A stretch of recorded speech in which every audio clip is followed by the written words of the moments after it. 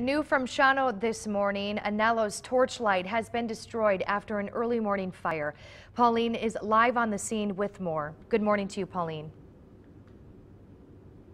Good morning, Emily. Well, most of the fire crews have moved out. Just a few crew members left, mainly working to break up all of the ice that's left behind from all the water that the crews used this morning and try and put out the fire.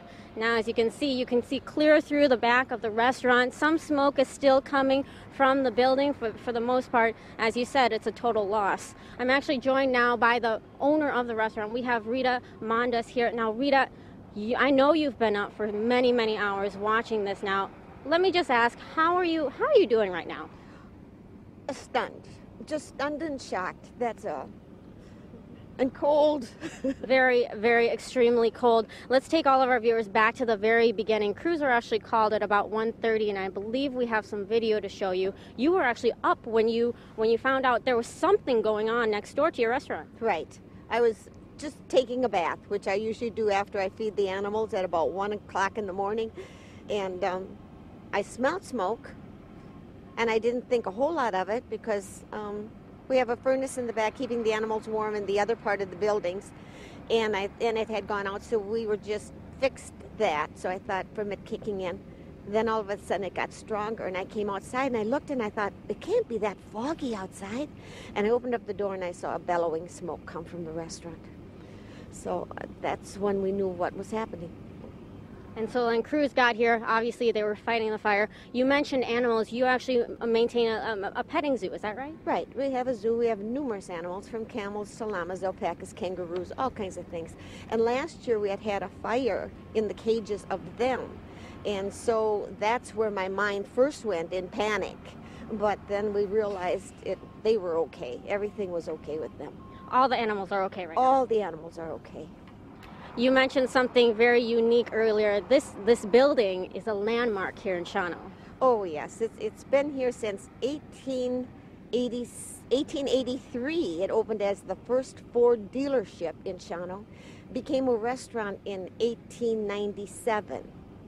And we've had it for the last 31 years. So it is truly an old building and an old historical landmark that is just no more.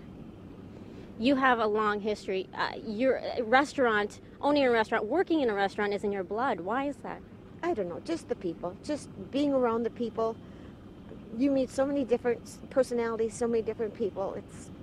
You can't explain it, but once you're in a restaurant, you're always going to be in a restaurant. We've heard from many people from our Facebook page, from our emails, that lots of people love this restaurant. It was very popular here. Do you plan on rebuilding, maybe? Do you know yet? I don't know, but my first thought is yes, but I don't know.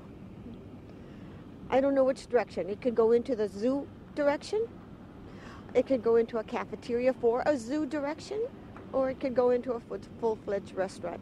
We just don't know. It's just so new. It's just so numb.